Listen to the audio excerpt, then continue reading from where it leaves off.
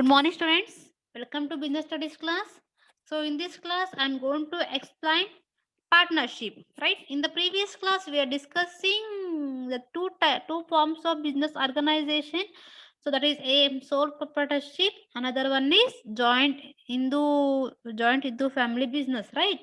ಅಂದ್ರೆ ಏನು ನಾನು ಪ್ರೀವಿಯಸ್ ಕ್ಲಾಸಸ್ ಅಲ್ಲಿ ಏನ್ ಡಿಸ್ಕಸ್ ಮಾಡಿದ್ದೆ ವ್ಯವಹಾರ ಸಂಘಟನೆ ಪ್ರಕಾರಗಳು ಅದರಲ್ಲಿ ಏಕ ವ್ಯಕ್ತಿ ವ್ಯಾಪಾರ ಸಂಸ್ಥೆ ಮತ್ತು ಹಿಂದೂ ಅವಿಭಕ್ತ ಕುಟುಂಬ ವ್ಯಾಪಾರ ಸಂಸ್ಥೆಯನ್ನ ಮುಗಿಸ್ಕೊಟ್ಟಿದ್ದೀನಿ my dear students. And in this class I am going to start the third form of business organisation that is partnership. ಇದು ಮೂರನೇ ಒಂದು ವಿಧ ಅಂತ ಹೇಳ್ಬೋದು. ನಮ್ಮ ವ್ಯವಹಾರ ಸಂಘಟನೆ ವಿಧಗಳಲ್ಲಿ ಮುಂದಿನ ಒಂದು ವಿಧ ಬಂದು ಪಾರ್ಟ್ನರ್ಶಿಪ್, ಪಾಲುದಾರಿಕೆ ಅಂತ ಕರಿತೀವಿ. ಏನು ಪಾಲುದಾರಿಕೆ ಅಂದ್ರೆ ಅದ್ರಲ್ಲಿ ಯಾರು ಇರ್ತಾರೆ, ಅದರ ಅನುಕೂಲ ಏನು, ಅನಾನುಕೂಲ ಏನು, ಹೇಗೆಲ್ಲ ಅಲ್ಲಿ ಮೀನ್ಸ್ ಕೆಲಸ ಮಾಡ್ತಾರೆ, ಅದರಿಂದ ಏನೆಲ್ಲ ಒಂದು ಫ್ಯೂಚರ್ ಲಕ್ಷಣಗಳಿದಾವೆ ಅನ್ನೋದನ್ನ ಎಲ್ಲ ಕೂಡ ನಾವು ನೀಟಾಗಿ ಒನ್ ಬೈ ಒನ್ ತಿಳ್ಕೊಳ್ತಾ ಹೋಗೋಣ students. Firstly what do you mean by partnership, my dears? What do you mean by partnership? ಪಾಲುದಾರಿಕೆ ಎಂದರೆ ಏನು? ನಾರ್ಮಲ್ ಆಗಿ ಹೇಳ್ಬೇಕಂದ್ರೆ ಸೊ ಏನಪ್ಪಾ ನಮ್ಮ ಒಂದು ಫಿನಾನ್ಸ್ ಅಲ್ಲಿ ಆಗ್ಬೋದು, ಏಕ ವ್ಯಕ್ತಿ ಮಾಲೀಕತ್ವದಲ್ಲಿ ಒಬ್ಬರೇ ಏನ್ ಮಾಡ್ತಾ ಇದ್ದಾರೆ, ಮೀನ್ಸ್ ಒಬ್ಬ ವ್ಯಕ್ತಿನೇ ಎಲ್ಲದನ್ನ ನಡ್ಸ್ಕೊಂಡು ಹೋಗ್ತಿದ್ದಾನೆ, ಒಬ್ಬ ವ್ಯಕ್ತಿನೇ ನಿರ್ವಹಣೆ ಮಾಡೋದು, ನಿಯಂತ್ರಣ ಮಾಡೋದು ಅಲ್ವಾ, ಎಲ್ಲ ಅವನೇ ಮಾಡ್ತಿದ್ದ, ಅವನೇ ಪ್ರಾಫಿಟ್ ತಗೋತಾ ಇದ್ದ, ಅವನೇ ನಷ್ಟ ಬಂದ್ರು ಅವನೇ ಅದನ್ನ ಭರಿಸ್ತಾ ಇದ್ದ. ಈವನ್ ನಮ್ಮ ಜಾಯಿಂಟ್ ಹಿಂದೂ ಫ್ಯಾಮಿಲಿ ಬಿಸ್ನೆಸ್ ಅಲ್ಲೂ ಅಷ್ಟೇ ಕರ್ತಾನೆ ಹೆಡ್ ಆಫ್ ದ ಫ್ಯಾಮಿಲಿ ಎಲ್ಲ ನೋಡ್ಕೋತಾ ಇದ್ದ ಅಂತ ಕೂಡ ನಿಮ್ ಹತ್ರ ಹೇಳಿದ್ದೆ, ರೈಟ್ ನೋ? ಹಾಗಿದ್ದಾಗ ಅವೆಲ್ಲ ಫೈಲರ್ ಆಗ್ತಿತ್ತು. ಈ ಸೋಲ್ ಪ್ರೊಪ್ರೈಟರ್ಶಿಪ್ ಅಲ್ಲಿ ಏನಾಗ್ತಿತ್ತು, ಫಿನಾನ್ಸಿಂಗ್ ಆಗ್ಬೋದು, ಮ್ಯಾನೇಜಿಂಗ್ ಆಗ್ಬೋದು, ಎಲ್ಲ ಕೂಡ ಏನ್ ಮಾಡಿದ್ರು ಸೋಲ್ ಪ್ರೊಪ್ರೈಟರೇ ಮಾಡ್ತಿದ್ದ, ಮೀನ್ಸ್ ಏಕ ವ್ಯಕ್ತಿ. ಆಗ ಅವ್ನು ಮಾಡ್ತಾ ಇದ್ದಾಗ ಅಲ್ಲಿ ಬಿಸ್ನೆಸ್ ಅನ್ನೋದು ಎಕ್ಸ್ಪ್ಯಾನ್ಷನ್ ಏನಾಗ್ತಿತ್ತು, ಅವನೊಬ್ಬರಿಗೆ ಸೀಮಿತ ಆಗ್ತಿತ್ತು. ನಷ್ಟ ಬಂದ್ರು ಲಾಭ ಬಂದ್ರು ಅವನೇ ಮಾಡೋದ್ರಿಂದ ಆ ಬಿಸ್ನೆಸ್ ಬೇಗ ಒಂದು ಕ್ಲೋಸ್ ಆಗೋ ಮೂಮೆಂಟ್ ಇರ್ತಿತ್ತು, ಹೌದಾ? ಇವನ್ ನಮ್ಮ ಜಾಯಿಂಟ್ ಹಿಂದೂ ಫ್ಯಾಮಿಲಿ ಬಿಸ್ನೆಸ್ ಅಷ್ಟೇ ಕರ್ತ ಆದ್ಮೇಲೆ ಏನ್ ಮಾಡ್ತಾರೆ, ಇವನ್ ಏನಾದ್ರು ವಂಶ ಪಾರಂಪರ್ಯದಿಂದ ಬಂದಿರೋ ಆಸ್ತಿ ಇದ್ರೆ ಏನ್ ಮಾಡ್ತಾ ಇದ್ರು, ಅವರು ಬಿಸ್ನೆಸ್ ನ ಕಂಟಿನ್ಯೂ ಮಾಡ್ತಾ ಇದ್ರು. ಬಟ್ ಅಲ್ಲಿ ಇಲ್ಲ ಅಂದಾಗ ಏನ್ ಮಾಡ್ತಾರೆ, ಅಲ್ಲಿ ಕೂಡ ಬಿಸ್ನೆಸ್ ನ ಸ್ಟಾಪ್ ಮಾಡೋ ಇರುತ್ತೆ, right no? And here so what about partnership ನಾವು ಮೈ ಡಿಯರ್ಸ್? ಓಕೆ, ಅದರಲ್ಲಿ ತುಂಬಾ ಒಂದು ಅದ ಕ್ಲೋಸ್ ಮಾಡಕ್ಕೆ ಕಾರಣ ಕೂಡ ಹೇಳಿದ್ದೆ. ಇವನ್ ಅದರ ಒಂದು ಮೀನ್ಸ್ ಮೆರಿಟ್ಸ್ ಡಿಮೆರಿಟ್ಸ್ ಎಲ್ಲ ಕೂಡ ಡಿಸ್ಕಸ್ ಮಾಡಿದೆ. and now also the partnership means inherited disadvantages of the sole proprietorship in financing and managing and expanding business forward in the way of partnership is a viable option because of partnership serve as an answer to the need of greater capital investment, varied skills and sharing the risk. ಅಂದ್ರೆ ಏನು, ಹಣಕಾಸು ಒದಗಿಸುವುದರಲ್ಲಿ ಮತ್ತೆ ಬೆಳೆಯುತ್ತಿರುವ ವ್ಯವಹಾರ ನಿರ್ವಹಣೆಗಳಲ್ಲಿ ಏಕ ವ್ಯಕ್ತಿ ಮಾಲೀಕತ್ವ ಸಂಸ್ಥೆಯು ಸಹಜ ಅನಾನುಕೂಲತೆ ಮತ್ತೆ ಪಾಲುದಾರಿಗೆ ಒಂದು ಪರ್ಯಾಯ ವ್ಯವಸ್ಥೆಯಾಗಿ ಹೊರಹೊಮ್ಮುವಂತೆ ಮಾಡಿದೆ, ಹೌದಾ? ಈಗ ಮತ್ತೆ ಏಕೆಂದ್ರೆ ಬಂಡವಾಳ ಆಗ್ಬೋದು, ಈ ಬಂಡವಾಳ ಹೂಡಿಕೆ, ವೈವಿಧ್ಯಮ ಕೌಶಲ್ಯಗಳು, ನಷ್ಟ ಭಯ ಹಂಚಿಕೊಳ್ಳುವಿಕೆ ಮುಂತಾದ ಅಗತ್ಯತೆಗಳಿಗೆ ಪಾಲುದಾರಿಕೆ ಸೂಕ್ತ ಉತ್ತರವಾಗಿದೆ ಅಂತ ಹೇಳ್ತಿದ್ದಾರೆ. ಅಂದ್ರೆ ಏನಪ್ಪಾ, ಈ ಒಬ್ಬೊಬ್ರೆ ಕೆಲಸ ಮಾಡೋದ್ರಿಂದ ಏನೆಲ್ಲ ಪ್ರಾಬ್ಲಮ್ಸ್ ಆಗುತ್ತೆ ಅಂತ ಹೇಳಿದ್ದೆ. ಆ ಒಬ್ಬೊಬ್ರೆ ಮಾಡೋದ್ರ ಬದಲು ಒಂದ್ ಇಬ್ರು ಮೂವರು ಸೇರ್ಕೊಂಡ್ ಮಾಡಿದ್ರೆ ಏನಾಗ್ಬೋದು ಅನ್ನೋ ಒಂದು ಐಡಿಯಾ ಎಲ್ಲಿ ಬರುತ್ತಂದ್ರೆ ನಮ್ಮ ಒಂದು ಸೋಲ್ ಪ್ರೊಪ್ರೈಟರ್ಶಿಪ್ ಅಲ್ಲಿ ಬರುತ್ತೆ.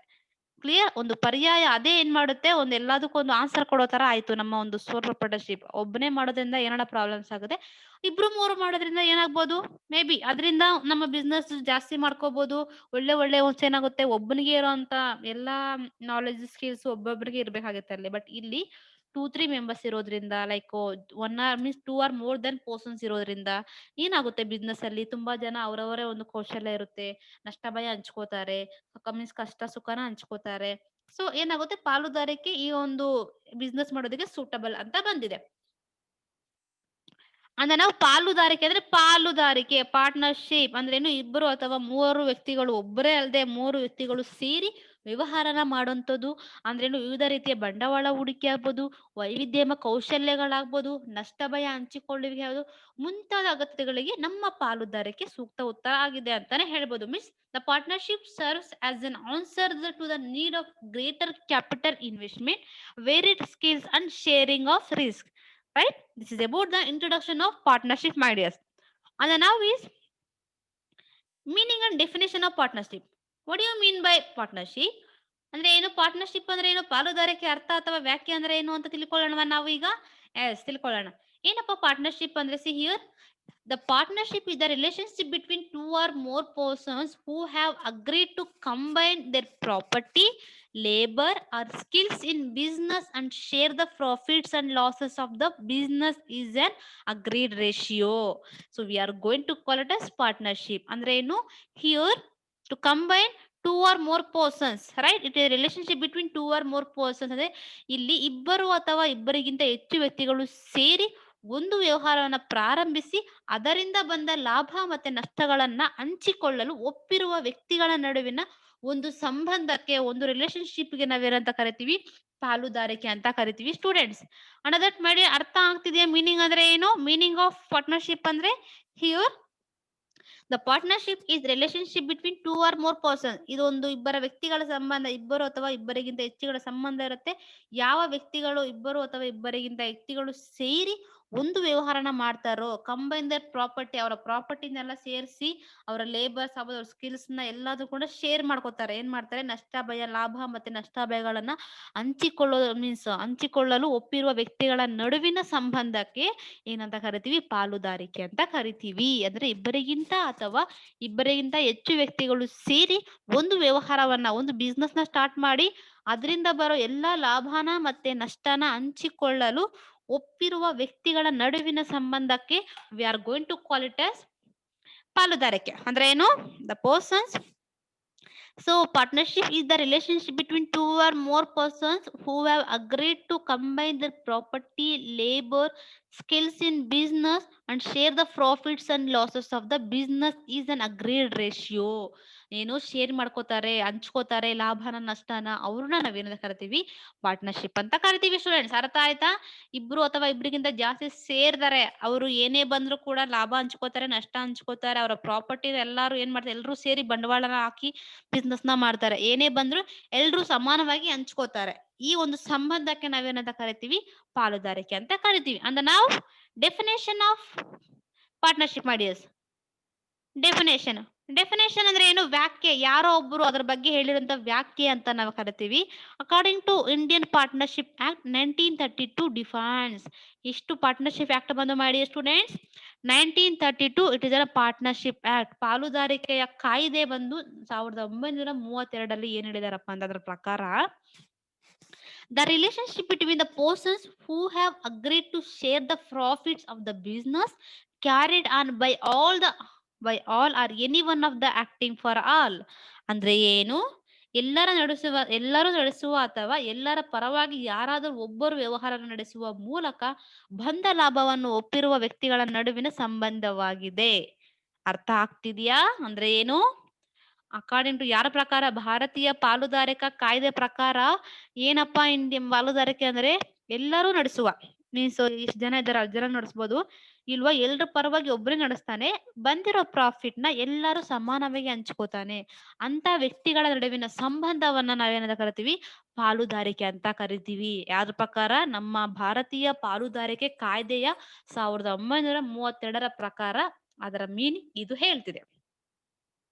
ಅರ್ಥ ಆಗ್ತಿದೆ ಮಾಡಿಯೋಸ್? ಏನು ಅಂದ್ರೆ ಮೀನಿಂಗ್ ಅರ್ಥ ಆಗಿರುತ್ತೆ. ಏನು? ಇಬ್ಬರು ಅಥವಾ ಇಬ್ಬರಿಗಿಂತ ಹೆಚ್ಚು ವ್ಯಕ್ತಿಗಳು ಸೇರಿ ವ್ಯವಹಾರವನ್ನ ಪ್ರಾರಂಭಿಸಿ ಅದರಿಂದ ಬಂದ ಲಾಭ ಮತ್ತೆ ನಷ್ಟಗಳನ್ನ ಹಂಚಿಕೊಳ್ಳಲು ಒಪ್ಪಿರುವ ವ್ಯಕ್ತಿಗಳ ನಡುವಿನ ಸಂಬಂಧಕ್ಕೆ ಪಾಲುದಾರಿಕೆ ಎನ್ನುವರು. That means partnership is the relationship between two or more persons who have agreed to combine their property and labor and skills in business and share the profits. We are going to call it as partnership, right? ವ್ಯಾಖ್ಯೆ ಕೂಡ ಹೇಳಿದೆ. and the next one is medios the futures of partnership.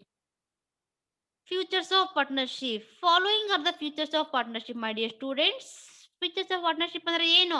ಪಾಲುದಾರಿಕಾ ಸಂಸ್ಥೆಯ ಲಕ್ಷಣಗಳು. what are the futures having a partnership? ಏನು ಎಲ್ಲ ಯಾವ ತರ ರೀತಿಯ ಒಂದು ಲಕ್ಷಣವನ್ನು ನಮ್ಮ ಪಾರ್ಟ್ನರ್ಶಿಪ್ ಪಡ್ಕೊಂಡಿದೆ ಅಂತ. ನಾವು the first feature is formation. The first feature is formation. in Kannada ಪಾಲುದಾರಿಕೆ ಅಂತ ಕರಿತೀವಿ. Right no?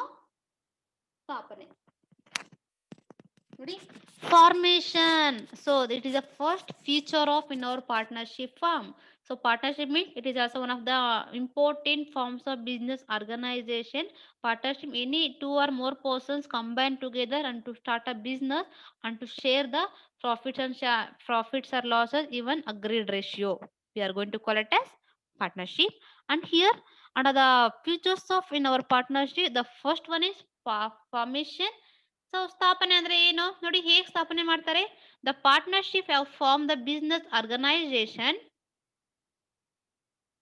business organization which governed by the Indian Partnership Act 1932. It's governed by the Indian Partnership Act 1932.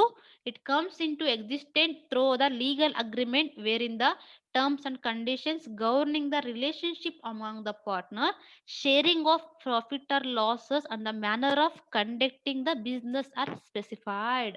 ಅಂದ್ರೆ ಏನಪ್ಪಾ ಅಂದ್ರೆ, ಪಾಲುದಾರಿಕೆ ಪ್ರಕಾರ ಯಾವುದೇ ಸಂಘಟನೆ ಭಾರತೀಯ ಪಾಲುದಾರಿಕೆ ಕಾಯ್ದೆ ಪ್ರಕಾರ, ಯಾವುದು 1932ರ ಕಾಯ್ದೆ, ನೆನಪಿರ್ಲಿ ಯಾವ್ದು ಕಾಯ್ದೆ? 1932ರ ಕಾಯ್ದೆ ಪ್ರಕಾರ ಕಾನೂನಿನ ಒಪ್ಪಂದದ ಮೂಲಕ ಅಸ್ತಿತ್ವಕ್ಕೆ ಬರುತ್ತೆ. ಪಾಲುದಾರಿಕೆ ಏನಾಗುತ್ತೆ, ಈ ಒಂದು ಅಂಡರ್ ಅಲ್ಲಿ ಪಾಲುದಾರಿಕೆ ಕಾನೂನುಬದ್ಧ ಒಪ್ಪಂದದ ಮೂಲಕ ಅಸ್ತಿತ್ವ ಅಂದ್ರೆ ಏನು ಬರುವಂತದ್ದು ಇಂಟ್ರೊಡ್ಯೂಸ್ ಮಾಡಿಸ್ತಾರೆ. ಈ ಒಪ್ಪಂದದಲ್ಲಿ ಪಾಲುದಾರರ ನಡುವಿನ ಸಂಬಂಧ, ಲಾಭ ನಷ್ಟಗಳ ಹಂಚಿಕೆ ಮತ್ತು ವ್ಯವಹಾರ ನಿರ್ವಹಿಸುವ ವಿಧಾನಗಳ ನಿಯಮಗಳು ಮತ್ತು ಷರತ್ತುಗಳನ್ನು ಸ್ಪಷ್ಟಪಡಿಸಲಾಗಿದೆ.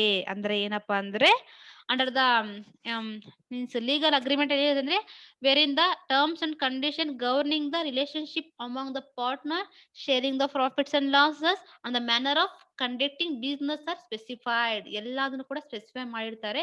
ಯಾವುದೋ ಒಂದು ಒಪ್ಪಂದದಲ್ಲಿ, ಪಾಲುದಾರಿಕಾ ಒಪ್ಪಂದದಲ್ಲಿ ಎಲ್ಲಾ ರೀತಿಯ ಲಾಭ ನಷ್ಟಗಳ ಹಂಚಿಕೆ ಆಗ್ಬೋದು, ವ್ಯವಹಾರ ನಡೆಸುವ ವಿಧಿ ವಿಧಾನಗಳಾಗ್ಬೋದು, ನಿಯಮಗಳಾಗ್ಬೋದು, ಷರತ್ತುಗಳನ್ನಾಗ್ಬೋದು, ಎಲ್ಲದನ್ನು ಕೂಡ ಏನ್ ಮಾಡ್ತಾರೆ, ಆ ಒಂದು ಒಪ್ಪಂದದಲ್ಲಿ ಯಾವುದರ ಅಡಿಯಲ್ಲಿ 1932 ಪಾಲುದಾರಿಕೆ ಕಾಯ್ದೆ ಅಡಿಯಲ್ಲಿ ಒಂದು ಒಪ್ಪಂದದ ಮೂಲಕ, ಕಾನೂನಿನ ಒಪ್ಪಂದದ ಮೂಲಕ ಇದು ಸ್ಥಾಪನೆ ಆಗೋದು. ನೆನಪಿರ್ಲಿ, ಕಾನೂನಿನ ಒಪ್ಪಂದದ ಮೂಲಕ, ಲೀಗಲ್ ಅಗ್ರಿಮೆಂಟ್ ಮುಖಾಂತರ ಏನಾಗುತ್ತೆ, ಇದು ಸ್ಥಾಪನೆ ಆಗುತ್ತದೆ. ಯಾವುದು? ಪಾಲುದಾರಿಕೆ. This is the first feature of in our formation, my dear students. This is the first feature of in our ಪಾರ್ಟ್ನರ್ಶಿಪ್. ಫಾರ್ಮೇಶನ್ ಅಂದ್ರೆ ಏನು, ಹೇಗೆ ಸ್ಥಾಪನೆ ಮಾಡ್ತಾರೆ ಅಂದ್ರೆ, ಒಂದು ಲೀಗಲ್ ಅಗ್ರಿಮೆಂಟ್ ಮುಖಾಂತರ under the act of partnership act 1932. It comes into existence through a legal agreement where in the terms and conditions governing the relationship among the partners, sharing of profits and losses, in the manner of conducting the business are specified. It is one of the main feature of in our partnership. Features means it is a combination of merits and demerits, my dear students. And the second one is liability. Liability ಅಂದ್ರೆ ಏನು ಹೇಳಿದೆ? ಹೊಣೆಗಾರಿಕೆ ಅಂತ ಹೇಳಿದೆ, my dears, right? Kannada medium students, liability means ಹೊಣೆಗಾರಿಕೆ. ಏನಪ್ಪ liability ಅಂದ್ರೆ ಏನಿರುತ್ತೆ ಪಾರ್ಟ್ನರ್ಶಿಪ್ ಅಲ್ಲಿ? ಲಯಬಿಲಿಟಿ ಯಾರು ತಗೋತಾರೆ ಅಂದ್ರೆ ನೋಡಿ, the partners of a firm have unlimited liability. Personal assets may be used for repaying the debts in case of business assets are insufficient. Further, the partners are jointly or individually liable for payment of debts. ಅಂದ್ರೆ ಏನು, ಈ ಪಾಲುದಾರಿಕಾ ಸಂಸ್ಥೆಯು ಪಾಲುದಾರರ ಹೊಣೆಗಾರಿಕೆ ಅನಿಯಮಿತವಾಗಿರುತ್ತಂತೆ. ಯಾಕೆಂದ್ರೆ ಪಾಲುದಾರರಿಗೆ ಯಾರ್ಯಾರೆಲ್ಲ persons ಇರ್ತಾರೋ ಎಲ್ಲರೂ, all the persons having a same rights, ಎಲ್ಲರಿಗೂ ಸೇಮ್ ರೈಟ್ಸ್ ಇರುತ್ತೆ.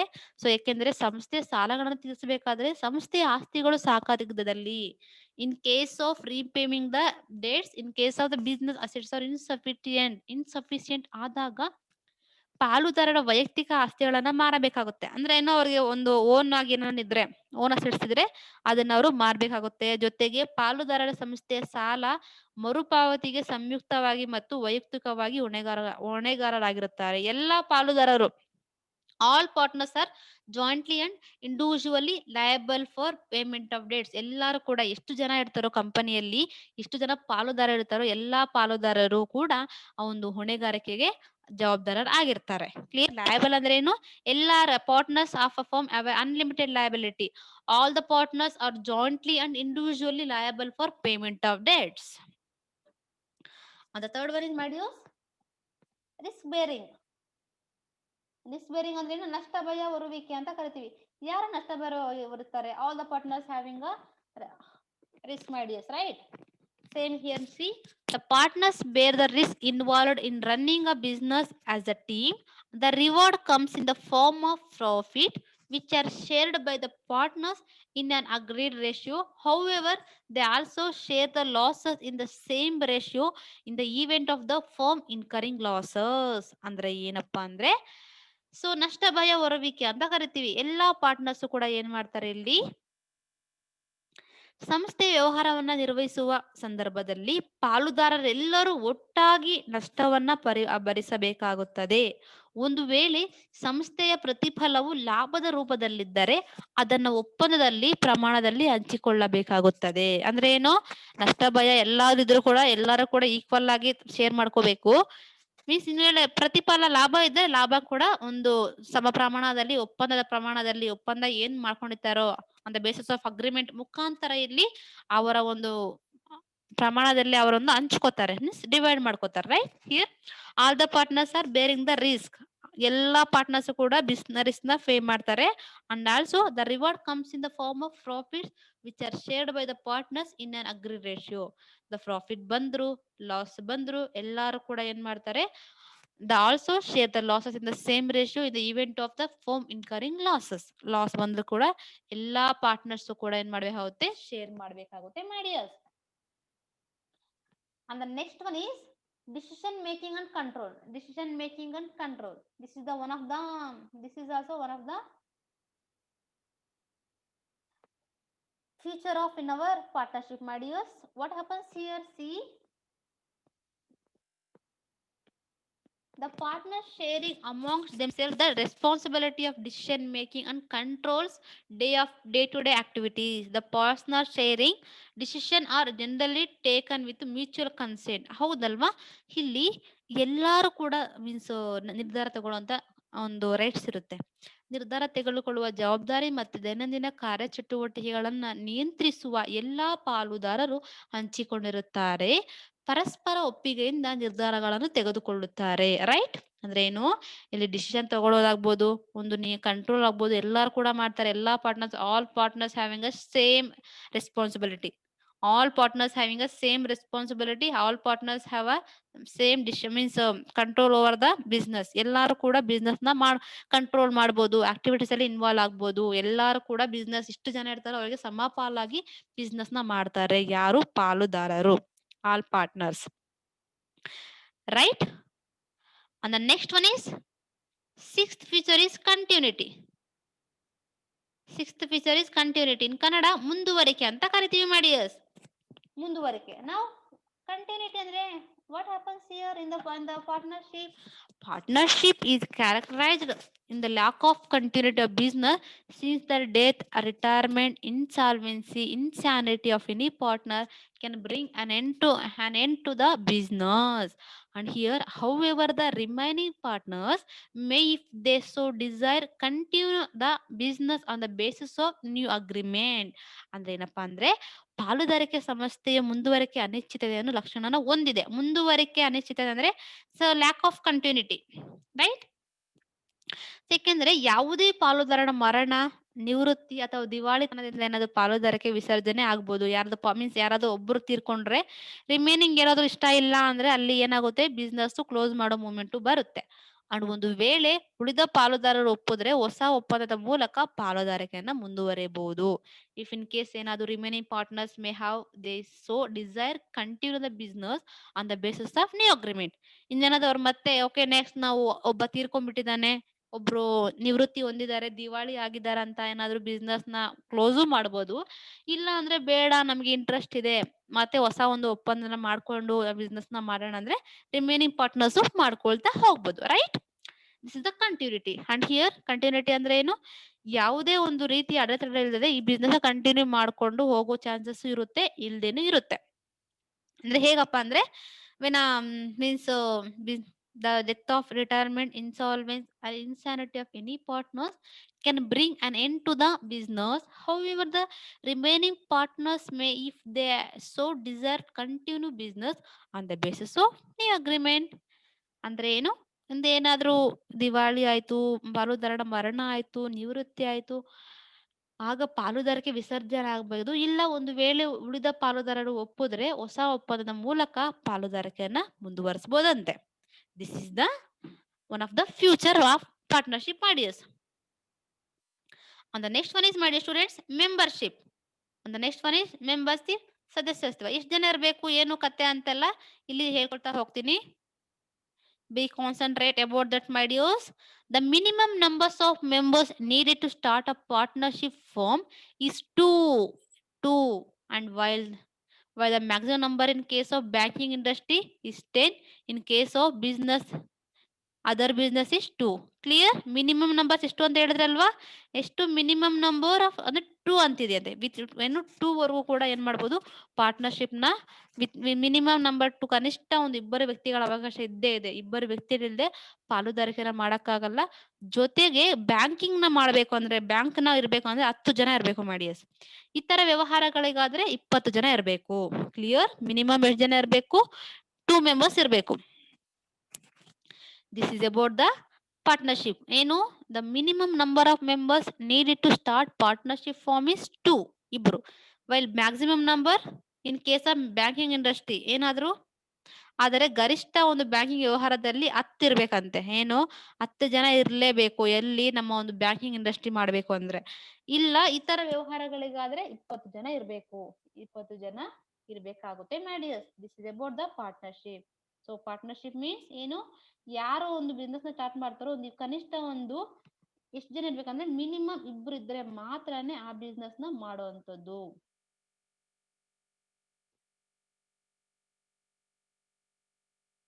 And now, my dears,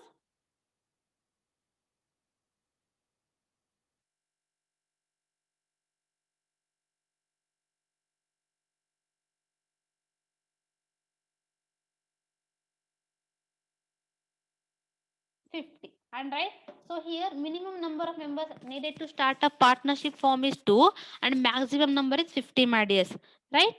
And the next last feature is ನೋಡಿ ಮೀನ್ಸ್ ಪಾಲುದಾರಿಕೆಯನ್ನ ಕನಿಷ್ಠ ಒಂದು ಇಬ್ಬರು ವ್ಯಕ್ತಿ ಇರಬೇಕು. ಗರಿಷ್ಠ 50 ಮೆಂಬರ್ಸ್ ಇರ್ಬೇಕಷ್ಟೇ. 50 ಕ್ರಾಸ್ ಆಗಬಾರ್ದು.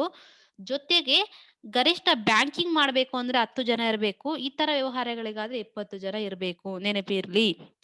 ಅಂದ್ರೆ ನಾವು last one is mutual agency ಅಂದ್ರೆ ಪರಸ್ಪರ ಪ್ರತಿನಿಧಿತ್ವ. ಮ್ಯೂಚುವಲ್ ಏಜೆನ್ಸಿ ಆರ್ ಪರಸ್ಪರ ಪ್ರತಿನಿಧಿತ್ವ ಅಂತ ಅಂತಿದ್ದಾರೆ. What you mean that, my dear? This is also one of the future of in our partnership. What happens here? The definition of partnership highlights the fact that it is a business carried on by all or any one of the partners acting for all. In other words, every partner is both agent and principal. Every partners have both agent and principal. ಅಂದ್ರೇನು, ಪಾಲುದಾರಿಕಾ ವ್ಯಾಖ್ಯಾನದಲ್ಲಿ ತಿಳಿಸಿರುವಂತೆ ಎಲ್ಲರೂ ನಡೆಸುವ ಅಥವಾ ಎಲ್ಲರ ಪರವಾಗಿ ಯಾರಾದರೂ ಒಬ್ಬರು ವ್ಯವಹಾರ ನಡೆಸುವ ಒಂದು ಅಂಶವನ್ನ ಏನಂತ ಕರಿತೀವಿ? ಪಾರ್ಟ್ನರ್ಶಿಪ್ ಅಂತ ಕರಿತೀವಿ ಅಂತ ಹೇಳಿದ್ದೆ. ಹಾಗಿದ್ರೆ ಏಕೆಂದರೆ ಪ್ರತಿಯೊಬ್ಬ ಪಾಲುದಾರನು ಸಂಸ್ಥೆ ಪ್ರತಿನಿಧಿಯೂ ಹೌದು, ಯಜಮಾನನೂ ಹೌದು, ರೈಟ್? ಏನು ಇಲ್ಲಿ every partners have both agent and principal. ಅವನ ಪ್ರತಿನಿಧಿನೂ ಅವನು ಮೀನ್ಸ್ ಜೊತೆಗೆ ಯಜಮಾನನೂ ಹೌದು. ಯಾವುದು ಎಲ್ಲ ಒಂದು ಪಾಲುದಾರ ಸಂಸ್ಥೆಯ ನಾವು ಇದು ಏನಂತೀರಿ ಒಂದು ಫ್ಯೂಚರ್ ಅಂತ ಹೇಳ್ಬೋದು. ಮ್ಯೂಚುವಲ್ ಏಜೆನ್ಸಿ ಅಂದ್ರೆ ಒಂದು ಪರಸ್ಪರ ಸಂಬಂಧ ಹೇಗಿರುತ್ತಂದ್ರೆ ಪ್ರತಿಯೊಬ್ಬ means every partner is both agent and as a principal. ಅಂದ್ರೆ ಪ್ರತಿಯೊಬ್ಬ ಪಾಲುದಾರನು ಪ್ರತಿನಿಧಿನೂ ಹೌದು, ಮೀನ್ಸ್ ಸಂಸ್ಥೆಯ ಅವನಿಂದಾನೇ ಮೀನ್ಸ್ ಪ್ರತಿನಿಧಿ ಸಂಸ್ಥೆಗೆ, ಜೊತೆಗೆ ಯಜಮಾನನು ಕೂಡ ಆಗಿರ್ತಾನೆ. ಇದು ಏನು ನಮ್ಮ ಒಂದು ಪಾರ್ಟ್ನರ್ಶಿಪ್ ಫಾರ್ಮ್ ನ ಒಂದು ಅನ್ನೋ ಮೀನ್ಸ್ ಲಕ್ಷಣ ಅಂತ ಹೇಳ್ಬೋದು. My dear students, clear? Mutual agency means every partners is both agent and principal. That means ಯಾವ ಪಾಲುದಾರನ ಸಂಸ್ಥೆಯು ಪ್ರತಿಯೊಬ್ಬ ಪಾಲುದಾರರು ಸಂಸ್ಥೆಯ ಪ್ರತಿನಿಧಿಯೂ ಹೌದು ಹಾಗೂ ಯಜಮಾನನು ಹೌದು. This is about the one of the future of in our partnership. In the next class will discuss merits of demerits of partnership firm ideas.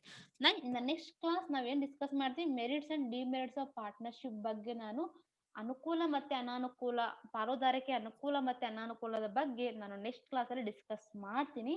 Now I am going to winding up this session. My dear students, have a nice day. Take care, guys.